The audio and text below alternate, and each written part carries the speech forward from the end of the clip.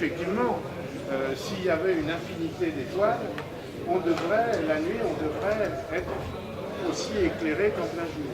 Or, ce n'est pas le cas. Alors pourquoi la nuit est-elle noire? Eh bien, on va y réfléchir, pour répondre un peu plus loin.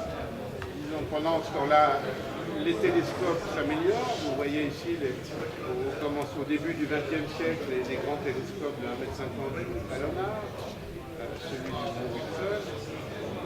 Remarquez le bonhomme qui est à l'intérieur. Voilà.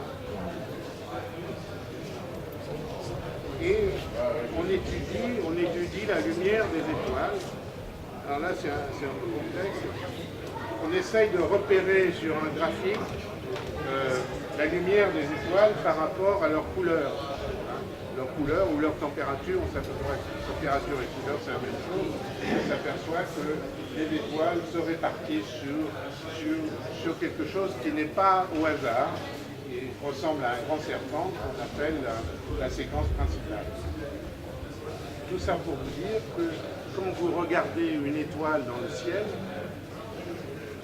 vous avez peut-être, en hiver, on regarde surtout Orion. Hein. Vous voyez les étoiles d'Orion, il y a Deneb, il y a Riga, et il y a des étoiles qui sont plus ou moins rouges ou plus ou moins bleues. Et bien, les étoiles rouges, ce sont des étoiles froides. Les étoiles bleues, ce sont des étoiles très chaudes. Alors, froides au sens astronomique du terme, quelques milliers de degrés. Hein. Le bleu, c'est chaud, comme Rinel. Le rouge, c'est froid, comme Bételgeuse dans Orion. C'est facile, c'est l'inverse de la plomberie. Hein. Voilà. Le bleu, c'est chaud, le rouge, c'est froid. Et notre soleil, eh ben, il est entre les deux, il les met dans le jaune. Alors bon, ça, je vais passer ça parce que c'est un peu trop net. Je vais essayer de vous dire 2 mots. Ça va, vous téléchargez encore 10 minutes? 2 mots sur le Big Bang. Au début du XXe siècle, on s'est aperçu qu'il y a un monsieur qui s'appelait Hubble, qui s'est aperçu que les étoiles, les galaxies semblaient toutes s'éloigner de nous. Plus on les regardait, plus ils étaient loin, plus ils allaient vite. Donc que l'univers était en expansion. L'univers est en expansion. Ça veut dire qu'il est tout le temps en train de se dilater. Et il y a un monsieur, que vous voyez ici, à gauche, c'est l'abbé Lemaitre. L'abbé Lemaitre, c'était un chanoine belge, mais astrophysicien. Il s'est dit, mais si l'univers est en expansion, qu'est-ce qui se passe si je remonte le film à l'envers? Et en expansion, mais il y a bien eu à avoir un point de départ. Et ce point de départ, on va l'appeler le Big Bang, il ne s'appelait pas comme ça au début, mais on va l'appeler le Big Bang, et c'est à partir de ce moment-là que se crée le temps, l'espace, etc. Alors, je vous passe ça, c'est pas très intéressant. Là. Voilà, là je vais vous reparler de la nuit noire.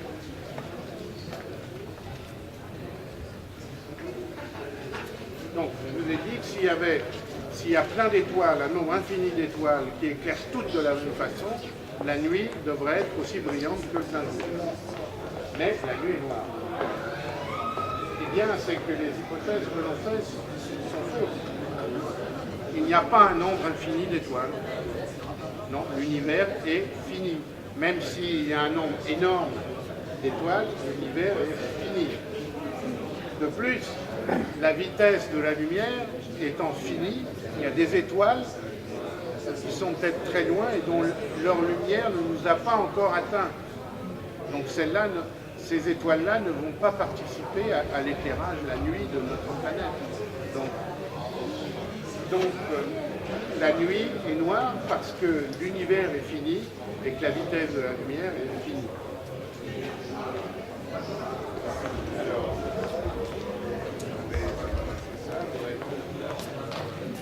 d'Einstein. Le monsieur que vous avez vu à côté de Georges Lemaitre tout à l'heure, c'était Albert Einstein. Albert Einstein, c'était le génie du XXe siècle. Il a introduit une notion qui est la relativité générale. C'est-à-dire qu'il y a une équivalence entre la gravitation et l'accélération. Il a aussi émis l'hypothèse que l'énergie et la masse étaient deux aspects d'une même chose, hein, E égale mc2. Tout le monde, c'est la seule formule que, si vous interrogez quelqu'un dans la rue, c'est la seule formule que les gens connaissent. Qu'est-ce que ça veut dire E égale mc2? Ça veut dire que masse et énergie sont les deux aspects d'une même carte. Et son idée aussi, c'est que la masse courbe l'espace. C'est ça son idée fondamentale, la masse courbe l'espace. Donc les rayons lumineux qui vont frotter un astre de très grande masse vont en fait être déviés par cette masse. Et en fait,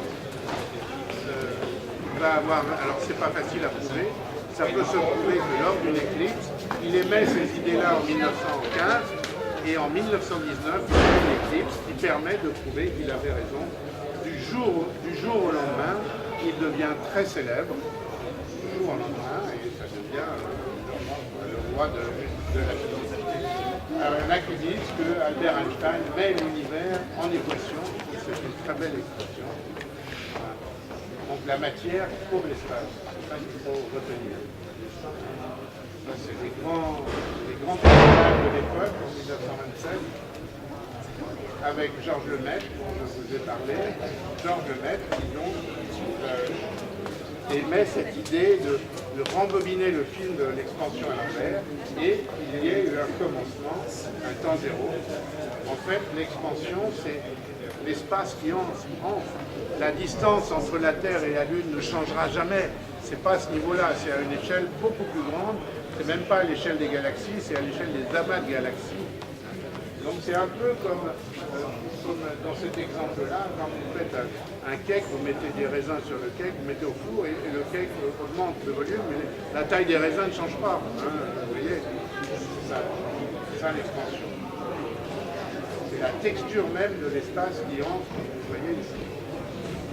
Ceci a donné naissance donc à l'idée, au concept de Big Bang, qui se serait produit il y a près de 14 milliards d'années, de rien, alors je dis bien de rien, se crée l'espace et le temps.